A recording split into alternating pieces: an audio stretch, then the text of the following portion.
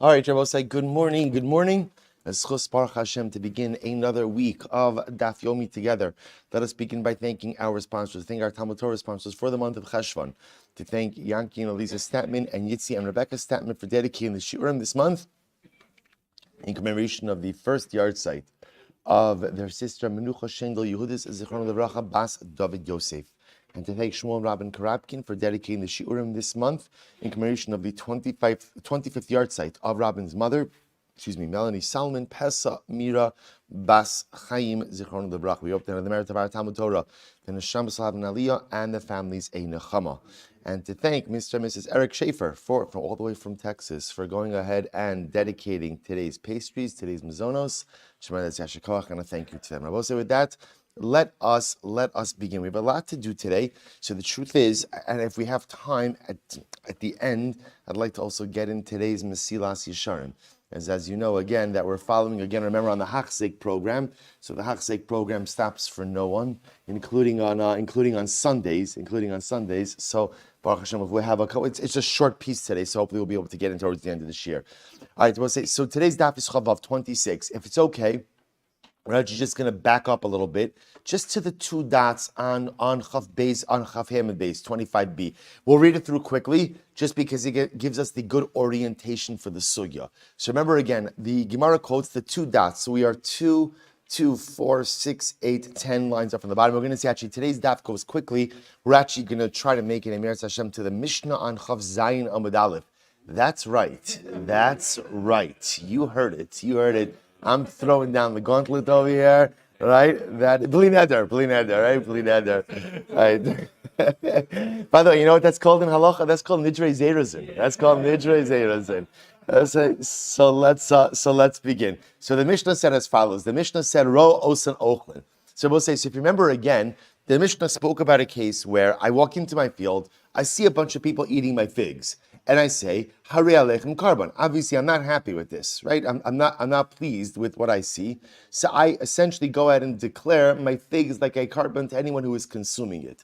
What's the problem? The problem is it turns out that my father or my brothers happen to be among that group. Now, obviously, I never had intention to prohibit my father or my brothers to anything in the field, but it just happens to be now they're part of the group. So I both say, so what's the halacha? So Beis Shammai says, my father and my brothers are permitted, right? Hein mutarin, but the rest of the group is aser. And Beis Hillel says the entire group is mutter. So let's analyze this. Says the Gemara, Tanan poschen b'shabbasos yom tovim. So we'll say we actually spoke this out a little while ago. This is actually a fascinating case. We will see on Samech Vav Amud Aleph, where a person goes there not to eat, takes a neder not to eat meat or drink wine. And then what happens? He comes to the Chacham to have it annulled, and the Chacham said, had you realized that on Shabbos and Yom Tiv, you wouldn't be able to drink meat or wine, or had you remembered about Shabbos and Yom Tiv, would you have made the neder? And of course, he says, no, of course not. That creates an effective Pesach for neder annulment. But Rishona Hayu Omrim, Shabbos says, here's what's interesting about that halacha.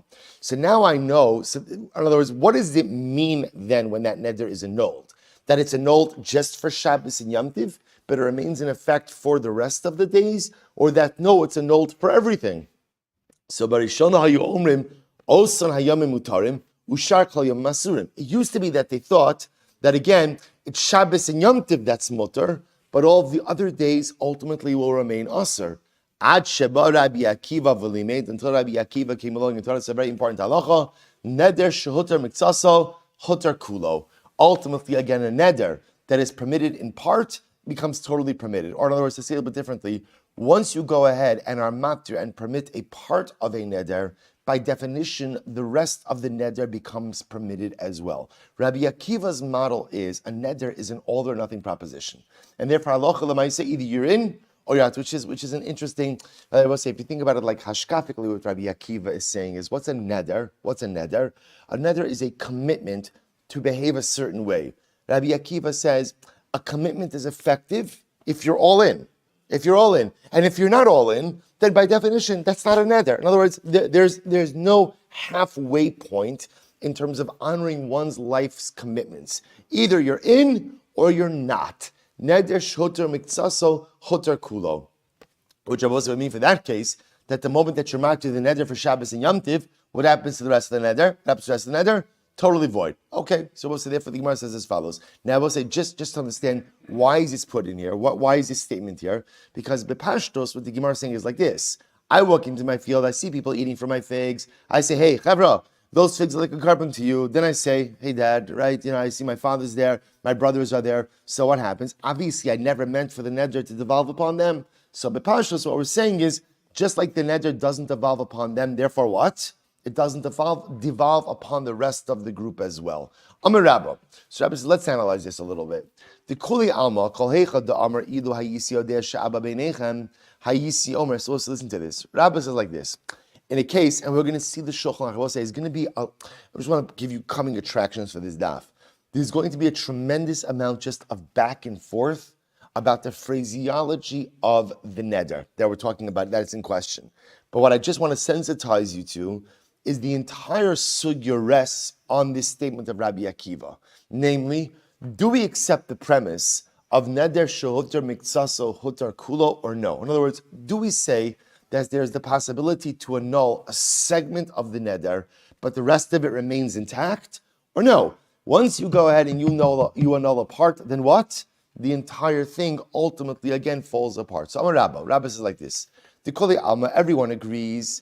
Kol heichad Amar. If the vower says, I walk into my field and I say, Ilu hayisio dea sha'aba beinechem. I walk in and I say, you know what? Had I realized, in other words, I made the neder. Right? I say, I walk into my field, I see people eating my figs. My reaction, displeasure. Right? And therefore I say, konam those figs upon all of you.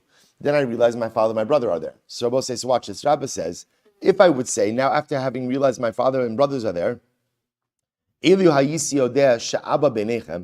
I known that my father was there, I would have said, Kulchem asurim chutz me'aba. That would have been the phraseology of my answer. I would have said, guys, all of you are asur except my father. What would be the halacha? The kulon asurin va'aviv mutter. So Rabbi say, in that type of explicit exclusionary statement, everyone agrees that such a neder like that works, right? You could frame a neder like that says, guys, all of you are asur, my father is mutter. So what's the machlokes beisham ve'silal? No nechlaku ella ba'omer ilu hayisi odeh sha'aba beinechem. Had I known that my father was with you, hayisi omer ploni uploni asurin va'aba mutter. Rabbi say, what's the machlokes case? The machlokes case is not when I phrase it as kulchem, but instead when I phrase it as ploni uploni. I would have said you, Ruvain, Shimon, Levi, Yehuda, Yisachar, Zvulun, you're all asur. My father's mutter. My father's mutter. Rabbi wants to suggest that's the machlokes case. That's the machlokes case between Meisham and Beisal. Rabbi say, what's the difference between the two cases? Difference between case one and case number two is talking about a collective, right? The collective is asur. My father's mutter. Okay, so the neder devolves upon the collective. The second case is where you're framing the neder as what? Devolving upon individuals. So now you're saying this individual applies to, my father it doesn't apply to. Oh, so now what you're doing is you're pulling out an individual from a group of individuals. What does that do to the rest of the neder? So Beis Shammai says it works absolutely fine. Your father's mutter, everyone else is asur. Beis Hillel seems to say, no, at the end of the day, once you're pulling out one individual, i.e. your father, what happens to the rest of the neder? What happens to the rest of the neder? By definition, it falls apart. Why? It seems to be based on the statement of Rabbi Akiva that neder shehutar miksaso hutar kulo. Once you know part of the neder, you're pulling out one individual, i.e. your father. Therefore, by definition, the neder falls apart for the rest of the individuals as well. But if you take a look at the Ran on the top of Chof Vav, this is actually the Ran that goes on this. He says, Beishamai kirabanon, the leslu neder shehutar miksaso hutar kulo, or Beisiluk Rabbi Akiva. So that's it. The Ran just says it clearly. So in Rabba's model, if you say kulchem asurim chutz me'aba, everyone agrees that works. What's the machlokes case? Where you say, ploni's asur, ploni's asur, ploni's asur, ploni's asur, my father is not asur. So now, what is that? So Beis Shammai says that halacha l'maisa, okay, you've excluded your father, and everyone else is asur. Beis Hillel says, no, once your father becomes mutter, everyone else is mutter as well. What's at the core of their machlokes? Do you subscribe to the principle of Rabbi Akiva or not? Do you say neder shoter mitzasar hutar kulo or not? Beis Hillel says yes. Beis Hillel holds like Rabbi Akiva Therefore, once you pull out the father from the list of individuals, the entire neder falls apart. And Beis Shammai says, no, you could go ahead and exclude the father, but still have the neder binding on everyone else. That's Rabbah, top of Chavav. Rava says, the Kuli Amal Kleicha Amar Ilu Hayisi Odeya Sha'aba Beinechem. Rava says, no. In the case, I will say again, so remember, the case always starts the same. I walk into the field, I see people eating my figs, I get upset, I say, Kona my figs unto all of you. Now I discover my father's there. So now Rava says, when confronted with the reality of this neder, if I say, how to know that my father was here? Hayisi Omer, Ploni uploni asurin va'aba mutter. So I will say, now, according to Rava, if I would have said, Ploni, you guys are usher, right, as individuals, but my father is mutter, so what's the halacha? Kulam mutarin. In that case, ultimately, again, Rava says, everyone remains mutter. Right? Everyone's mutter, which Rava says means what? In other words, that once you're pulling out the father, by definition, the rest of the neder falls apart. Lo nechleku ela ba'omer, ilu hayis yodeh shav menechem. What's the machlokes case? The machlokes case is where I say, had I realized that my father is there, hayisi omer kulchem asurim chutz me'aba. So Rava say, Rava is the exact opposite of Rabbah. Rava is the opposite of Rabbah. So Rava says the machlokes case is when you say, Kulchem asurim chutz me'aba.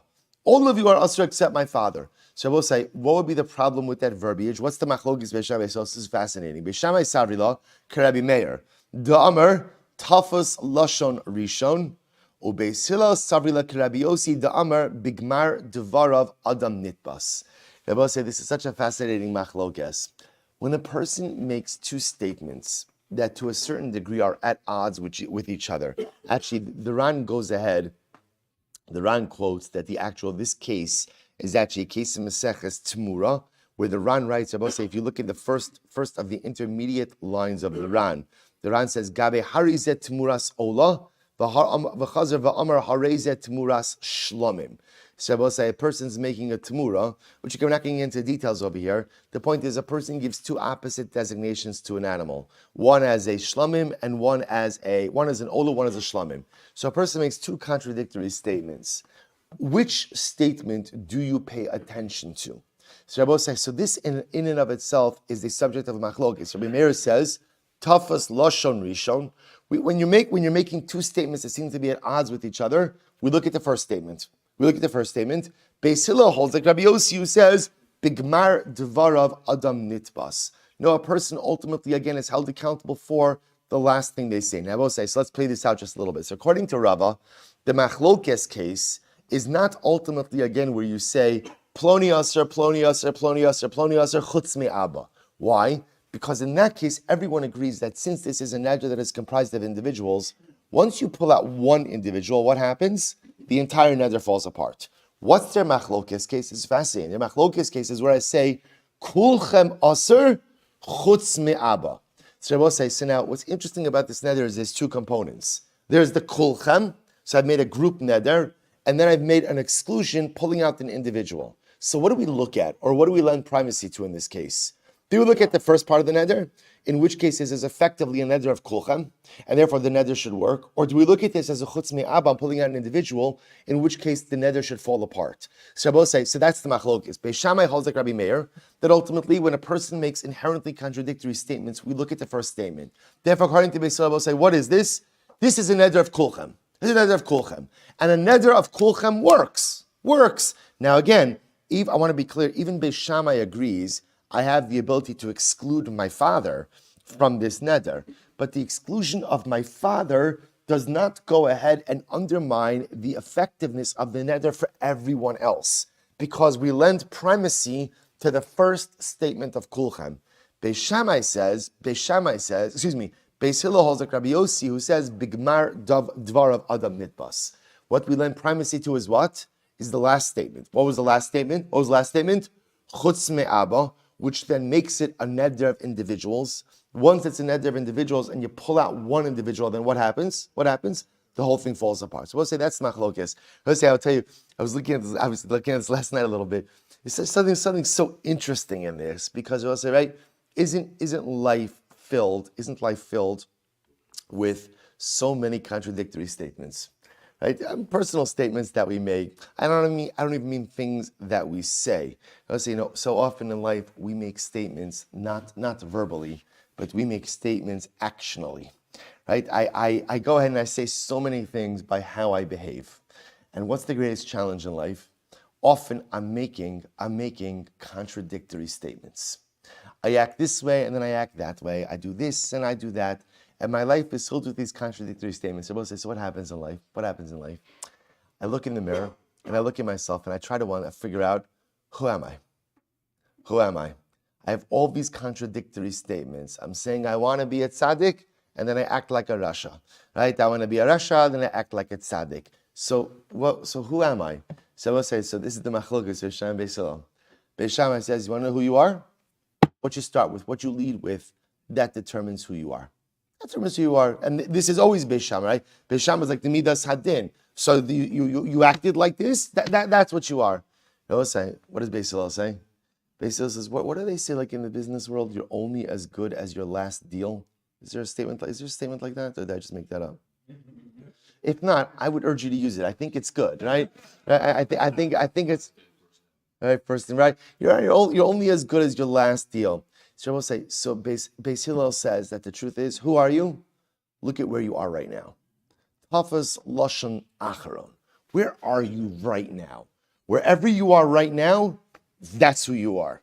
Now again, if you're doing great stuff, fantastic. And if you're a rasha, problematic. But the good news is, according to Beis Hillel, the process of tshuva, the process of change, the ability to constantly redefine myself, that door is always open. Because tafas lashon acharon. We look at where you're holding right now, and that is the determinant of your spiritual personalistic state. What a fantastic machlokes. Beis Shammai, tafas lashon rishon. What did you start with? How did you start out in life? Where did you start? That's such a determinant of what you are. Beis Hillel says, "Oy vavai." That's the determinant of who I am. I'm in such trouble. Also, then how does tshuva fit in there? Tafas lashon acharon. You want to know where you're holding your life? What are you doing now? What are you doing now? That's what matters most. And if you're happy with what you're doing now, keep doing it. If you're unhappy with what you're doing now, change it. And ultimately, again, you can constantly evolve. Incredible. So Rav Papa raised the kasha to Rava. Keisad am Rabbi Akiva. Neder shoter mitzasa huter kula. So it's actually very interesting. So remember again, we were introduced, this is why I wanted to go back a little bit. We were introduced on Chaf Ham with Beis Rabbi Akiva. And Rabbi Akiva introduced us to this concept of neder shoter mitzasa huter kulo. That once one part of the neder becomes permitted, the entire neder becomes permitted. So what's the case where Rabbi Akiva said that? This is actually very interesting. Listen to this. He says, Sha'ini nene lekulchem. So we'll say, so what happens? So I'm sorry. So konam she'ini nene lekulchem. So we'll say, a person makes a neder. Right? Konam, it should be ushered to me as a carbon. I will not benefit from any of you. So I'm making a neder, not to benefit from kulchem, from a group of individuals. Huter echad mehen. Once one of them becomes permitted, then what? Hutru kulam. All of them become permitted. So we'll say, what do you see? What is this a case of? This is very interesting. This is a case of kulchem. It's a case of kulchem. So lemais again, in a case of kulchem, Rabbi Akiva seems to say, once you permit one, by definition, the entire neder falls apart. On the flip side, lo lazeh ulazeh. I will say, but again, on the flip side, if I say I won't get benefit from this one, and from this one, and from this one, then huter harishon hutra kulam. So I will say, now we're being introduced to another kind of case. I will say, what is this interesting case? This is where I'm linking my Nedarim one to the next, to the next, to the next. I say, right, I will not get Hana from Ruvain, and from Shimon, and from Levi, and from Yehuda, and I'm linking a Lezeh. This is actually very interesting. Hutter Harishon, Hutter Kulam. I will say, if I release the neder from Ruvain, right, I pull Ruvain out of the neder, then I will say, what happens? It creates a cascading effect, and everyone, so to speak, beneath Ruvain, because we view everyone as being a derivative of Ruvain, becomes mutter as well. Otra acharon, I will say, but let's say again, I went all the way through Yehuda, and now I permit Yehuda, then ultimately again, acharon mutter, the kulon asurin, right? So therefore, Yehuda is going to be mutter, but everyone else ultimately again is still under the neder. So let's analyze this. So Bishlam the Rabbah. So according to Rabbah's version, Mukim la l'reisha the Amar lazeh ulazeh. So according to Rabbah could set up our Mishnah, right? Our Mishnah's case of the figs, as talking about a case of what?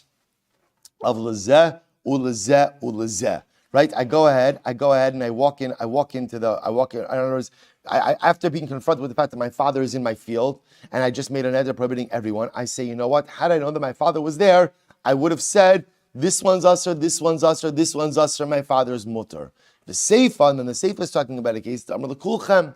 Ultimately, again, where I use Lashon of Kulchem, Ela Ledidach, but according to Rava, Bishlam Reisha, Mokim La Da Amar Kulchem. So I understand the Reisha, i.e. the Mishnah, you could set that up as talking about a case of Kulchem, Amud Beis.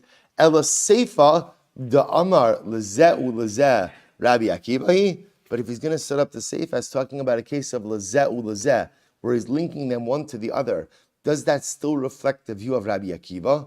So the Gemara says, Amai pligi Rabbanan alei. So why would Rabbanan argue on that? Va'amrit divrei hakol mutter. Didn't we just establish before that Allah Chalamais in that kind of case, ulazeh, that everyone agrees that once you release one, what happens? Everyone else becomes permitted. Amrale Rava. So Rava will respond, Ula Rabba, Rabbi Akiva minecha, and according to Rabba, does Rabbi Akiva's position make sense over here? Seifa b'may mokimla. How will you set up the Seifa? So again, this is what I mentioned before. So now what we've done is we've created two models of Rabba and Rava. They're actually reverses of each. They're actually opposites of each other. In order to explain the machlokes, Beis Shammai and Beis Hillel.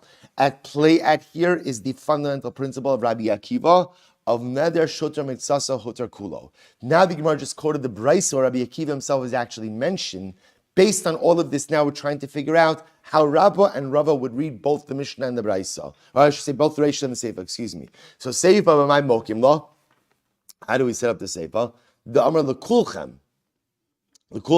So if that's the case, Hey din hu rishon, ve'hei din hu acharon.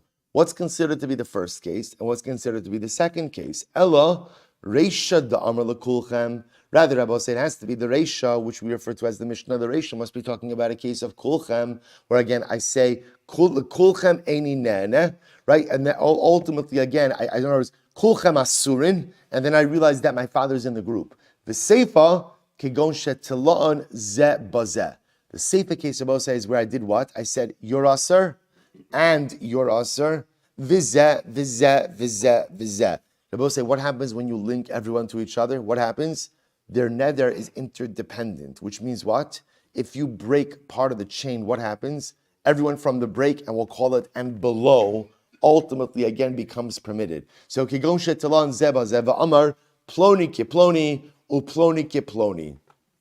And I say ultimately again, this one should be usher like this one should be usher like this one, and I link them all together. And therefore, I both say, once I go ahead and I'm matir, once I permit the neder for someone in the chain, everyone who is the derivative of that individual ultimately becomes permitted as well. Dekanami diktani, Bryce supports this. Tisanya, dekanami disanya, hutter ha'emsai, right? If what this is the Bryce we've quoted before, once one of the middle people, and I'll say again, what that means is if I make a neder and I say this one is usher, and this one, and this one, and this one, and this one, I've linked all of their nedarim. So let's say I'm matter the second guy. Let's say I usher 5 guys like this. I asked her Reuven, Shimon, Levi, Yehuda. So what's the halacha?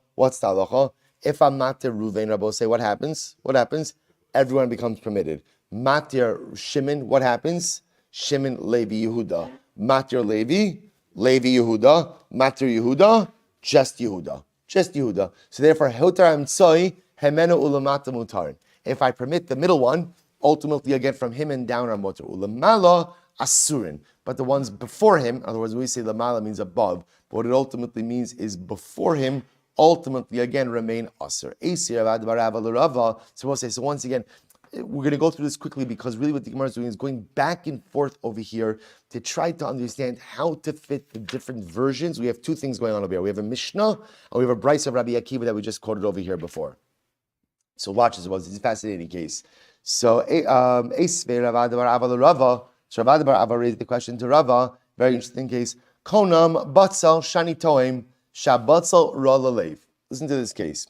I say, onions should be usher to me like a carbon, konam. Remember again, konam is a kinui for carbon. So I go ahead and I say onions should be usher to me. Why? Because onions are bad for the heart. Okay, so this is actually one of these interesting nedarim where not only do I make a neder, but what? I explicitly articulate the reason I'm making the neder. And then what happens? Amrulo, they said, oh, you're not going to believe it. Harvard Journal of Medicine just came out with a new study. V'halo ha-kufri yafel alev. The kufri onion is actually good for the heart. It's actually good for the heart. So I'll say, what's talacha? Hutar b'kufri, hutar b'kufri. So we'll say, so now I'm permitted to go ahead and eat the kufri onion. Now we'll say, now what's the pshat? Now if you take a look at Rashi for just a moment, Rashi, the Mefarish, in the second wide line in Rashi, hutar b'kufri, Rashi says, now by the way, kufri is the name of a place, not really a type of an onion, Rashi points out. Right? So hutar b'kufri, shilo another element also shura l'leiv v'lo b'kufri. We'll say, why did I become permitted in the kufri onion? Why? Because I explicitly articulated, why am I taking a neder not to eat onions? Why? Because it's bad for the heart. So once I find out that there's a type of onion that's good for the heart, then Allah Maisa, of course, there's absolutely no problem with it. Now, here's the clincher. So the Gemara says, not only that, v'lo b'kufri bilvat hotar, ela b'chala b'tzalim. Says the Gemara, says the Braisa, I should say, not only am I permitted in the kufri onion, but I will say, what else am I permitted in? All onions. We'll say, now again, before we even go on, what's the logic in that? Good, Rabbi Akiva. Neder shehutar miksaso, hutar kulo. That seems to be what's driving this. Once you go ahead, once you make a neder, and you're released from some element of the neder, a neder is an all or nothing proposition. So either you're all in, or you're not in at all. So the Gemara says, my sahaya, this once happened. And in fact, again, so we'll say, it's interesting. Rabbi Meir ultimately, again, so there was once a case like this, where a guy said, I take a neder not to eat onions because onions are bad for the heart. And then they told him, by the way, the kufri onion is good for the heart. It's like, oh, okay, good to know. So what happened? So this case happened, I was saying, and what occurred? And Rabbi Meir ultimately, again, allowed the person to eat all onions. Again, and Rashi points out over here, Tikasavar, neder shoter miksaso, hotar kulo. At the end of the day, because again, Rabbi Meir holds, like Rabbi Akiva, that once part of a neder is annulled, the entire neder is annulled. So both say, so now what's the case? Now what we're focused on over here is what was the actual formulation of the neder. So my lav do amar ilu hayisi odea shakofri yafel alev hayisi omer kala betzalan asurim v'kofri mutter. Now I will say, is this essentially a case of like kulchem, where a person says, had I known, right, I would have said, all onions are asr and kufri is mutter. So we'll say this would be a case of kulchem. And what do you see from here? That even in a case of kulchem, we still apply the principle of neder shuter miktsasa huter kulo. That even once you make an exception to kulchem, the entire neder falls apart. Lo, no, that's not the case. But Omer, ilu hayisi odesha kufri yafel lelev. Had I known that the kufri onion was good for the heart, hayisi Omer, Batso ploni uploni asurin, the kufri mutter. Oh, they will say, what's the case? I would have said, this onion's asur, this onion's asur, this onion's asur, and kufri is mutter. So we'll say, so now Rabbi Meir libud Rabbi Akiva, valibud Rabbanan. And therefore Rabbi Meir goes both according to Rabbi Akiva and according to the Rabbanan, focusing more on Rabbi Akiva, namely, neder shoter miksaso, hutar kulo. So the Rabbanan, like that, a case of lazeh, once you go ahead and you link right, you individualize the neder. Once you're matir apart, the entire part falls apart. And Rabbi Akiva, neder shoter miktsasa hutar kulo. Good. Eisei Ravina l'Rava. So Ravina raised the kasha to Rava. Rabbi Nassan says, yesh neder shemiktsasa mutar or miktsasa asar. Okay. So we'll say. So remember again, our entire question over here. So remember, we have essentially three things at play over here, right? Let's just go through them very quickly. What are the three things at play? Let's focus. How do we get here, right? How do we get here? We had a Mishnah, right? What did the Mishnah say? I walk into my field. I see people eating my figs. I get upset. I yell out, konam my figs unto all of you, okay? I then discover my father and my brother's there. Okay, now obviously I don't mean to include them. So what do I do? So obviously I'm going to exclude my father and my brother. Machlokes Eisha and Beis Hillel, ultimately again. So Beis Shammai says, fine, your father and your brother are excluded. Everyone else is asr under the neder. Rabbi Hillel says, no. Once you exclude your father and your brother, then what? Everyone becomes permitted. So we'll say, that's you have in the Mishnah. Just be clear, what's missing from the Mishnah? What's missing from the Mishnah? So I will say, there has to be a process. You see, the way the Mishnah frames the case is, I walk into the field, everybody's eating my figs, I get upset, I yell at a neder, I find that my father's there, okay, there's machlokes, everyone agrees my father and my brother are going to be released. Shaila is, what's the impact of the release on everyone else? What the Gemara is saying is, there's an intermediate step that's missing from the Mishnah, which is, now that I'm confronted with the reality that my father and my brother are there, what would I have said had I known from the beginning that my father and brother were there? And that's where the machlokas, Rabba and Rava, comes about. Would I have said, Kulchem asurin chutz me'abba, v'aray chutz me'abba? Would I have said, Ploni aser, Ploni aser, Ploni aser, Ploni aser, chutz me'abba? And what's the impact of those various statements? So we'll say, that's the machlokas, Rabba and Rava, how I would have framed this new type of neder to aser everyone else, but to permit my father. Now, the underlying machlokes on that is, well, one second. Once you're getting into making a neder that excludes someone, is that even possible? Is that even possible? Or do we say, neder shehuter mikzaso, huter kulo? Right? That once you permit part of it, like Rabbi Akiva says, once you permit part of a neder, the entire neder falls apart. And then the follow-up to that is, if you subscribe to that principle, is there still a way to frame an exclusionary neder? That's everything that's happening over here, with just a lot of back and forth. Let's finish up. Eisvei Ravina l'Rava. So I'll say, so Ravina said to Rava, Rabbi Nassan Omer yesh neder, shemitzaso motor mitzaso aser. There is a neder. There is a neder you can make where part of it remains aser, part of it remains mutter, which Rabbi says sounds like a neder shehuter mitzaso. Still could work. So we'll say, okay, so what's the case? Here we go. Nadar mina kalkala. So we'll say, there's a basket of fruit. I take a neder, I'm not going to eat the fruit. I'm not going to eat the fruit. Okay. Top of Chav Zayin. V'hayu ba benos shuach. And Abba said, Abba said, benos shuach is a type of fig. Superior type of fig. So in the basket, I didn't realize that. Right? In other words, I saw a fruit basket. I take a neder not to eat it. And I didn't realize that these delicious figs, these benos shuach are in there. So what happens? V'hayu ba benos shuach. V'amar. Ilu hayisi adesh v'no shuach b'socha lo hayisi noder. And I say, second line, 27a, and I say, you know what? Had I realized that there are benos shuach in there, I would have never made the neder. So what's the halacha? Hakalkala asura benos shuach muteres. Wow. So what's the halacha, says the Gemara? Right? Rabbi Nassan says, the benos shuach, these types of figs are going to be muter. The rest of the basket is going to be aser. Pretty incredible. So that's really interesting. Acheba Rabbi Akiva. Rabbi Akiva comes along. What does Rabbi Akiva say? V'limeid. No. Neder shuter miksaso huter kulo. Rabbi Akiva says, nope, doesn't work. In other words, it works.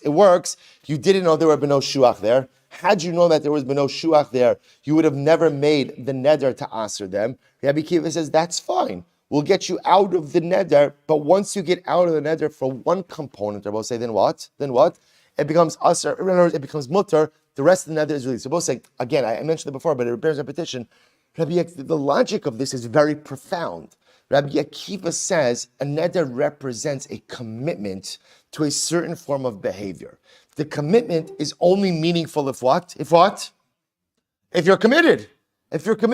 Right? The moment, by definition, there are exceptions to the commitment. I must say this all the time, right? The death knell of any life initiative are 3 words, right? What are the 3 words? Little chazara. I will try. Right? I will try. No, you're going to try? You're going to try something again. I'm going to try to put on pants in the morning, right? In other words, what are you talking about? In other words, if something has to get done, you have to be all in. Now, being all in doesn't mean you're necessarily going to always be successful. But one thing is clear, which is if you're hedging your bets from the outset, you are absolutely guaranteed to fail. So you start something new in life, I'm going to try. Okay, good luck. Probably don't even try. Do something else because you're clearly not committed. If you want something to succeed in life, you have to strike, I will try, from your life lexicon. So Rabbi Akiva says, what is a neder? A neder is a commitment. Commitments are only meaningful if you are, and it's going to be very, very profound, if you are committed, right? I was saying, it kind of undermines the commitment if you're not committed to the commitment. So Rabbi Akiva says, that's fine. In other words, it does happen where sometimes you make a neder and you realize that you didn't make the neder with full information. So now, based on the information I have, I would not have made the neder. Rabbi Akiva says, that's fine, but the whole neder is done. Neder, in other words, there's no such thing as just releasing you from part of a neder, because that undermines what a neder is. A neder is a commitment. A commitment has to be absolutely rock solid and fully committed to that commitment. The moment that there is a hole in the commitment, which is fine, it happens, the entire commitment is done. So Rabbi Akiva says, you can eat a beno shuach, no problem, but the entire neder falls apart as well. So you can listen to this. So I'll say, so once again, what we're intrigued by in these cases is how are you formulating it? My love the Amar Ido Ayisi Yodesh Beno Shuach Besocha Hayisi Omer Te'inim Shchoros Ulavanos Asuros Benos Shuach Mutaros. So we'll say maybe what are we saying? Maybe the way I would have phrased it is like this: had I looked in the fruit basket and realized that there are no shuach, what would I have said? I would have said like this. I would have said the white figs are asur, the black figs are asur, but the beno shuach are mutter. Okay, for Rabbi Akiva and therefore this reflects the view of Rabbi Akiva, Upligi Rabbanan, and the Rabbanan disagree because the Rabbanan hold that in a case of ze asur, the ze mutter, that you could pull out the mutter thing and the rest of the neder still applies. To which the Gemara says, "Lo, but Omer ilu ayisi odeh shabeno shua besocha." No, rather, how did I phrase it? Had I known that there were benos shuach in this basket, hayisi Omer kala kal kala asura, I would have said the entire basket is asur, ubenos shuach mutaros. And benos shuach is mutar, which will say is a case of what? Essentially what we called before, kulchem. And you see, even in the case of kulchem, Rabbi Akiva ultimately holds neder shuter mitzvah huter kulo. So man tanalu detan rabbanan. So we'll say. So who is the opinion of the following brayso? Nader mechamisha meni adam ke'echad. We'll say if I went ahead and I asserted myself from hana from 5 people, like they were one, like a case of kulchem, huter le'echad mehem huter kulam. Right? If I go ahead and ultimately again, huter le'echad mehem, once I become mutter to one of them, ultimately again I become mutter to all of them. Chutz me'echad mehem, listen to this. But if I say with the exception of one of them, hu mutter ve'hen asurin. Ultimately again, he is going to be mutter and the rest will still remain asur. So we'll say, who is that? I l'Rabba, according to Rabba's version, we'll say, remember, everything goes back to Rabba and Rabba. I l'Rabba, Reish Rabbi Akiva v'Sefer Divrei HaKol. The Reish of that case will be Rabbi Akiva, the Seifa is everyone. I l'Rava, but according to Rava's version, Seifa Rabbanon, the Reisha Divrei HaKol. The Seifa ultimately again will reflect the view of the Rabbanon, and the Reisha reflects the view of everyone. We'll say, okay, so what do we do with all this, right? So now we'll say, so again, remember, we went through this a little bit. First of all, we got to the Mishnah on Chav Zayin and Aleph. I just want to point out, right? Good, a little bit quickly, but we got there. We'll say, so here, let's now take this back a little bit, right? So here's what we have. We have a Mishnah's case, right? Mishnah's case where this all starts. I walk into my field, people are eating my figs, I say konam, I then realize my father and my brother are there, machlokis b'shamai and Beis Hillel about how to deal with this case. Fine. Take that then to the Gemara. Machlokis Rabba and Rava about how to frame the machlokis. Is the machlokis ultimately again in the case of zeh, and zeh, right? Or is the machlokis in the case of kulchem? That's what's going on over here, right? Now also in all of that, do we paskin like Rabbi Akiva or not? So I want to share with you the Shulchan Aruch. And the Shulchan Aruch you're going to see is actually going to bring all of this together so beautifully.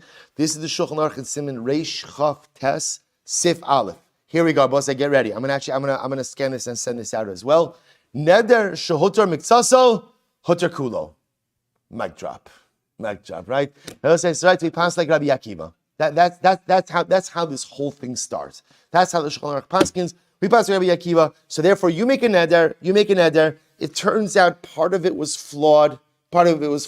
Flawed most conventionally because there's a piece of information you did not know. Now again, in this case, I will say you're not looking to get out of the entire neder. You're just going out and looking to get out of part. Again, Mishnah's case. I walk into my field. Everyone's eating my figs. I say, guys, Kona my figs on you. then my father waves to me, right? And then I realize ultimately, again, I don't want my father in this neder. I want everyone else. I want to get my father out, keep it on everyone else.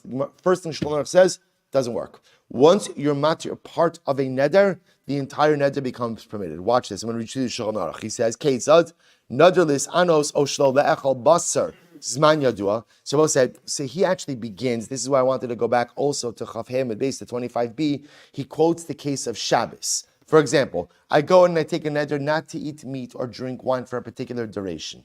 And then what happens? V'iru bo Shabbos is Yom Tovim. And obviously during that duration, there's Shabbos and Yom Tov. Shabbos and Yom Tov. So Omrim Lo, so they say to me, right, the Chacham says to me, Ilu nasata lalibecha shira bo Shabbos Yom Tovim lo yiseno there v'hoter hakol. Shabbos says so again. So now what happens? It turns out that they tell me, how do you realize that you're not going to be able to eat meat or drink wine on Shabbos, but you have made the neder? And I say, absolutely not. Shabbos say, what's the halacha? The neder is permitted, but it's not just permitted for Shabbos and Yom Tov. What is it permitted for? What is it permitted for? For everything. Why? Neder shehuter miksaso huter kulo. Watch this. Shulchan Aruch goes on. V'chein. Im amar lechaburas anoshim. So I say to a group of people, right? Konam she'eni nene lekulchem. Right? I take a neder that right, none of you could get benefits from me. O sha'amar she'eni nene lecha ulecha have klal v'im hoter echad mehem hotru kulam. Shabbos says, so watch this. So the Shulchan Aruch does not make a distinction between kulchem and lecha ulecha. Ultimately, again, it's a group neder. And once it turns out that I need to be released from part of that group neder, my father's in the group, I didn't know my father's in the group.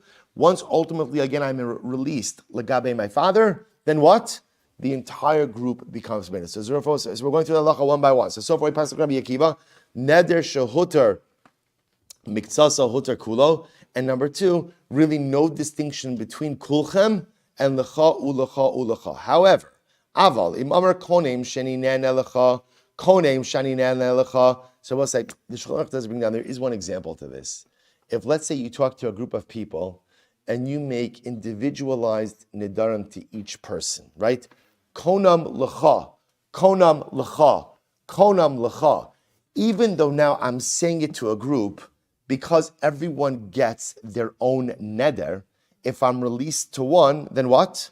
The others remain, which seems to be a pretty intuitive. I guess like the chap over here is you would have thought maybe since the individualized neder is being made in the context of a group, therefore halacha l'maisa, maybe they're all together. Kamash malon, no, right? Vim hoter echad lo hoter kulam. See quotes over here. The Rambam. Okay, fine. Let's skip a little bit. Halacha gimel. Nadar me echad va'amar al achar yehei kiploni. Kulam asurim afilu ad me'er. Both say now there's another halacha. What's the other halacha? If I say to a group, right, Reuven, you're usher to me. Shimon, you should be like Reuven, right? Levi, you should be like Shimon or like Reuven. It doesn't make a difference, right? What am I doing over here? I'm making a group neder, but what I'm doing is I'm linking one to the other. So therefore I will say, what's the halacha? Afilu ad me'er, hutra harishon, hutra kulam. Hutra acharon kulam. So we'll say, so this is a little bit different. When you go ahead and you link successive nedarim one to the other, right? Reuven, you're right. Reuven, you're aser. Shimon, you should be like him. Levi, you should be like him. Levi, you should be like him. So in that case, I will say the nedarim are interlinked. When you're matir someone, when you're matir one of the people in the link, what happens? Everyone will call it below him in the link becomes mutter, but before him in the link remains aser. So therefore, I will say, Salacha l'maisa, we now have our entire sugya. We pass like Rabbi Akiva. Neder shehuter miktsasa huter kulo. Once you release from part of the neder, ultimately the neder in its entirety is released. And therefore, I will say, what else? What about in terms of kulchem and lezeh? No distinction. The Shulchan Aruch paskins that halacha l'maisa, whether you phrase it as a kulchem neder or whether you're ultimately phrasing it as, to you and to you and to you and to you. Either way, once someone is released from that group, the neder in its entirety ultimately becomes mutter. I'm both saying incredible. We're going to stop over here today for the daf. We're going to do a few minutes. We still have a few minutes. Let's do a few minutes of Mesilas Yesharim to keep on track. I'm both saying shkoyach. Wow. Okay, good. That was solid. Good. Let's say let's do a little Mesilas Yesharim.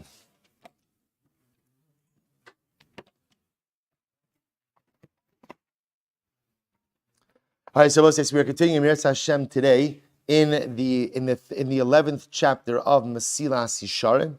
And actually really interesting. Remember, right now we're focusing on the interpersonal halachos. Remember again in the Midah of Nikios, oh, you know what? I didn't. Let me send it out.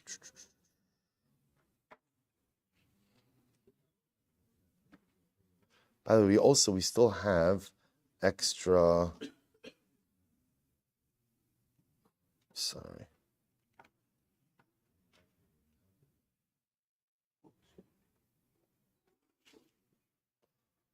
All right, well, say now you have it. Now you have it. Okay, so I'll say so. Let's begin.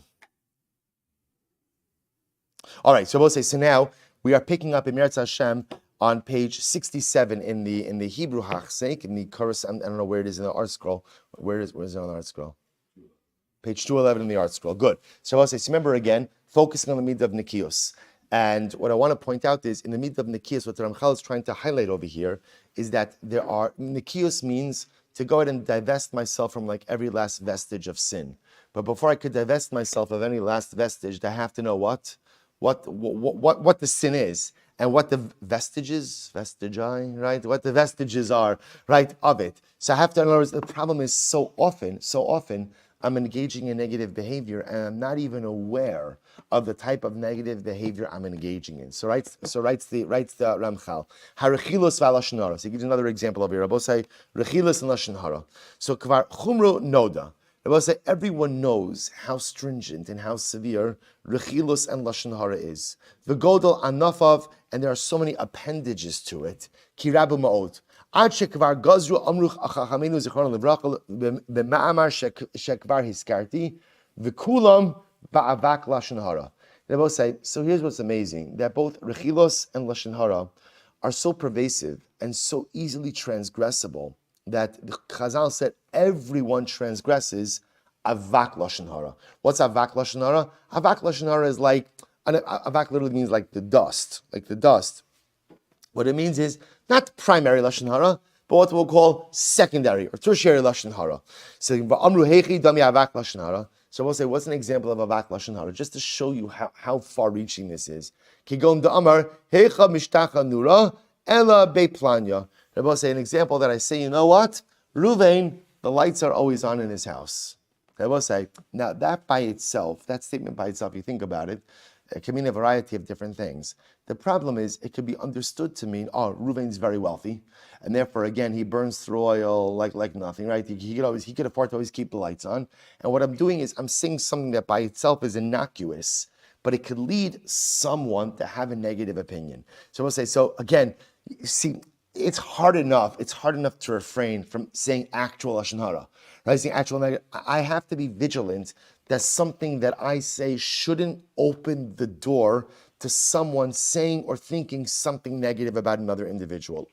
Another example is sheyisaper tovasol ifnei sonav v'chuyotzi bazeh. Post another example is, I know Ruvain doesn't like Shimon, so I say something nice about Shimon in front of Ruvain. So you say to yourself, my gosh, that's a good thing. No, it's not. Why? Because when I say something nice about Shimon in front of Ruvain, and I know that Ruvain doesn't like Shimon, what's going to happen? Usually, human nature is it's going to cause Ruvain to say something negative about the person who he dislikes. Even though I will say again, these seem so tame and so innocuous and so non-problematic. So we'll say, so two examples of, again, the lights are always on in Ruvain's house. Okay. Or to say something nice about Shimon in front of Ruvain. I, the speaker, am not saying anything. But ultimately, again, as a result of that which I am saying, it could lead someone else to say or think or say something negative. That's avak lashon hara. Klalo shel davar. So we'll say, listen to this. The Ramchal writes, there are many principles. Right? Here's the klal. Here's the rule. Harbe drachim liyetzer. Al kol davar sheyuchal liyivali mimenu nezek o bizayon lachavero bein b'fanav bein shelo b'fanav harei ze bechlal halashon hara hasanim etuav l'fnei hamakom. So we'll say, here's the rule. The rule is anything that ultimately, again, could become either embarrassing or detrimental for another person, don't say it. Don't say it. In other words, just if in your mind there is any way that this statement could ultimately, again, become a source of hurt embarrassment, or damage for another person, just don't say it. Just don't say it. And I will say Lashon Hara itself is despised and is repulsive in front of HaKadosh Baruch Hu. Sh'amra alav, kala mesaper Lashon Hara kilu kofar be'ikr. Incredible. Person who speaks Lashon Hara, it's as if he denies the existence of HaKadosh Baruch Hu. Krak siv, melashni b'seis re'ehu osatz. So I want to be clear. It is important to understand that there are times in life where a person does have to say something that is negative about another individual, right? And Rabbi say, sometimes we take the Lashon Hara, laws of Lashon Hara, in other words, we misuse the piety. Somebody, chas v'shalom, does negative things. Somebody engages in harmful behaviors, right? I will say there is an obligation to talk about that in the greater community. There's an obligation to go ahead and disclose, because if I don't disclose, I am putting others at risk. He'll say this is sometimes some of the worst misunderstandings of Lashon Hara, that chas v'shalom allow someone who's committing terrible things ultimately to escape judgment, to live under the radar. Shiduchim. Rabbi says another thing, right? It's so important, right? You get called about a shidduch reference, you get called about a shidduch, and what happens? So human nature is every neshama is so beautiful. Every neshama is so beautiful. But Allah Maisa, if you get called about a shidduch and you have information, you have an obligation to disclose.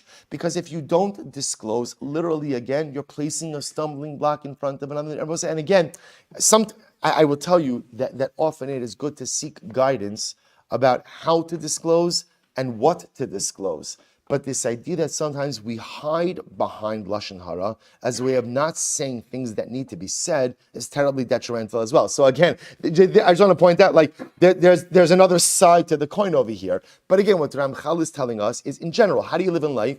Should I say something or shouldn't I say something? So can this statement potentially cause harm and hurt to another person? If there's any way, even in a far-fetched way that it could, don't say it. Don't say it. If you think it through and you think to yourself, no, I think this is a really good statement, nothing bad could happen from this, absolutely say it. Both say it's incredible. Sinna and Nikima.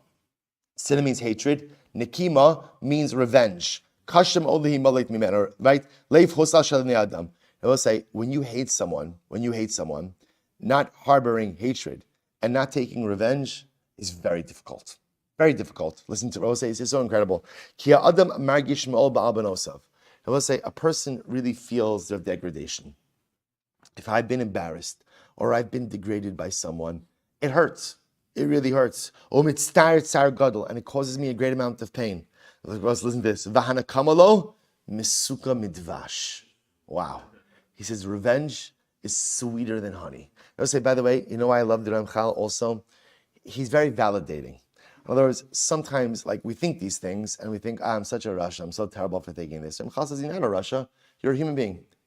So someone hurts you, the feeling of hatred that you have towards that individual, it's normal. The desire for revenge, absolutely normal. And taking that revenge, chas v'shalom, I shouldn't do that, but when I do it, that feeling of sweetness, normal. Ki hu menuchaso levada. Because sometimes the only way I feel that I could escape these feelings of hatred is through revenge. Al-Kain, therefore, I will say, watch this. Therefore, when someone hurts me, it's normal to hate them. And when someone hurts me, it's normal to want to take revenge. People say, watch this. When I overcome my natural urges, and I don't harbor hatred, and when I overcome my natural urges, and I don't take revenge, understand what a profound win that is. I've just done something to go against my natural urges. The hardest thing about to be honest, it's not hard to learn Daf Yomi, right? Why is it not hard to learn Daf Yomi? Because it's givaldik, right? Because it's great, right? It's not. It's right. What are you talking about? This is fantastic. It's not like, I gotta learn Daf Yomi. I run to it. It's absolutely fine. Okay, some dapim are easier to run to than others, right? That's true, right? But Lamaisa, it's not a challenge. It's not a challenge. He'll say, you know what is a challenge? Someone hurts me, and letting go of hate, that's a challenge. Someone hurts me, and I have the ability to give it right back to them, to take revenge, and I don't do it, that's hard. That's hard because to learn Torah doesn't go against my teva, doesn't go against my nature. I love Torah. I love Torah. It's easy. It's easy. But to go ahead and not take revenge, to not harbor animosity, that goes against my nature. And I will say the greatest human accomplishment is when you're able to do something that goes against your nature. He goes on, he says, it's incredible. He says, to not hate someone who deserves my hatred, or to not take revenge, even though I'm given the opportunity. The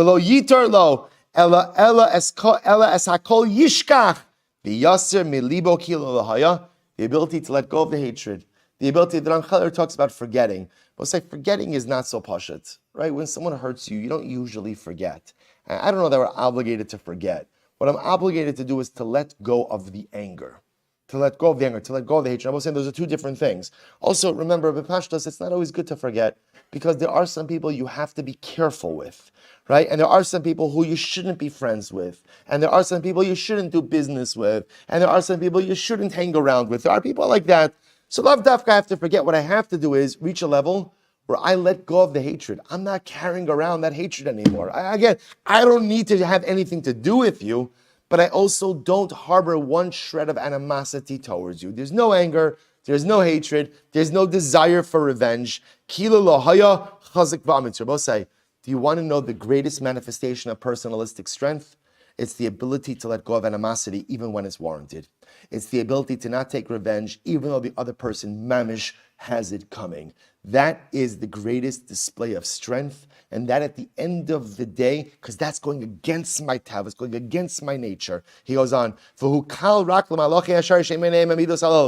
say, you know who is easy for? Not to harbor animosity, not to take revenge. You know who has an easy time with this? Malachim. Angels have a good time with this. Lo el shochne bate chomer shebar yisodam. They will say, human beings, this is the greatest challenge. Amnam, gezeres hamelachi, va'amekros kilulim be'er hetiv, einam tzrichim perish. But Rabbi Shmuel Silber who tells us he needs us to transcend our nature. Lo sisna sachicha bilvavecha, lo sikam v'lo sitar spinei amecha. Baruch who says, I need you to be better than your nature. Your nature is to hate. Your nature is to harbor animosity. Your nature is to take revenge. I need you to do something great. Transcend your nature. Go against your very core. Let go of the hatred. Let go of the animosity. Go ahead. Don't take advantage of the opportunity to seek out revenge. We'll stop over here for today. Shkoyach. Oh, what a way to start the day. No, I'm just saying, wow. We did like three blot of Gemara, right? We did